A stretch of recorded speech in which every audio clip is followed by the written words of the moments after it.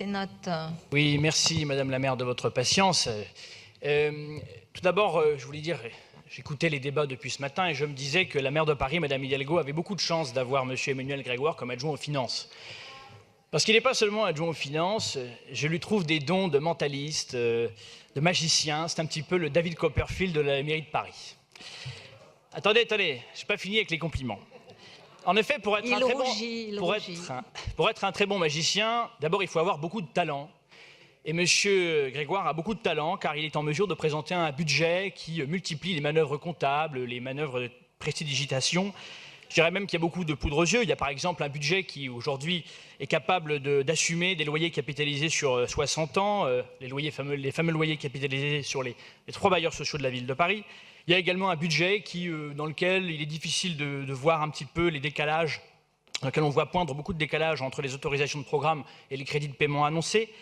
Mais pour être un bon magicien, il ne faut pas seulement avoir du talent, il faut aussi avoir, comme dit Roger Hanin, de la baraka. Et la baraka, vous l'avez à la mairie de Paris depuis quelques années, puisque évidemment, vous bénéficiez des taux d'intérêt particulièrement bas qui vous permettent de doubler l'endettement de la ville de Paris. Ça a déjà été dit à de nombreuses reprises depuis ce matin. Vous avez également la chance de pouvoir compter sur le dynamisme, je dis dynamisme entre guillemets, la cherté croissante du marché de l'immobilier qui permet à la ville de Paris de compter sur les droits de mutation de 1,5 milliard d'euros alors qu'on pouvait en escompter 1 milliard en début de mandature. Mais si M. Grégoire, si l'adjoint aux finances, est le David Copperfield de la ville de Paris, il n'en est pas pour autant le Turgot ou le Colbert, et je le regrette, je suis désolé, parce qu'en effet, ce budget manque beaucoup d'ambition, manque beaucoup de capacité d'anticipation. Je voudrais noter 2 choses. D'abord sur les recettes. La ville de Paris est confrontée, et ça on est tous d'accord sur ces bancs, à des contraintes financières particulièrement lourdes, sans précédent. Et donc il est, je crois aussi de bonne loi de réfléchir aux recettes, de réfléchir à la dynamique des recettes. Et je regrette que le budget de l'année 2019, comme les précédents d'ailleurs, ait fait aussi peu de cas, des nouvelles formes, des nouvelles marges considérables qui nous sont proposées dans les recettes fiscales.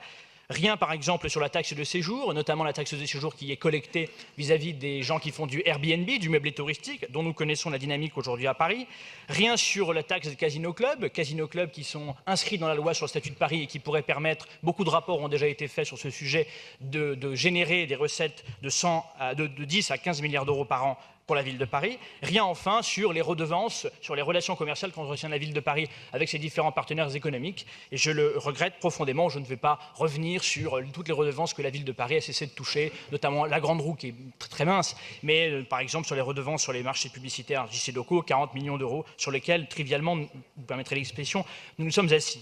Deuxième point sur les dépenses, là encore, je ne vois pas où est la vision d'avenir, parce qu'en réalité, rien ne change. Nous en sommes toujours à 8 milliards de dépenses, avec en réalité un endettement qui finance non pas de l'investissement, non pas de nouveaux musées, mais en réalité une masse salariale qui n'a cessé d'augmenter depuis 2001, plus 10 000 fonctionnaires, sans que pour autant on ait pu constater, je crois que tout le monde est d'accord aujourd'hui, sans qu'on ait pu constater que la qualité du service public municipal se soit particulièrement renforcée. Et d'ailleurs, je me fie aux propos de Mme Levieux, l'adjointe à l'administration parisienne, lors du débat d'orientation budgétaire du mois dernier, 1500 fonctionnaires supplémentaires donc, qui vont être embauchés au télétravail. Alors vous savez, quand j'entends télétravail au sein de la ville de Paris, je suis un peu dubitatif, parce que la ville de Paris est quand même la championne de France des collectivités locales pour l'absentéisme, 11% d'absentéisme alors qu'il plafonne à 8% chez les autres collectivités locales, 8000 journées de perdues d'absentéisme avec un coût de 74 millions d'euros. Alors quand j'entends télétravail pour 1500 fonctionnaires, je suis assez dubitatif et je pense que le contrôle budgétaire devra être particulièrement attentif sur ce sujet.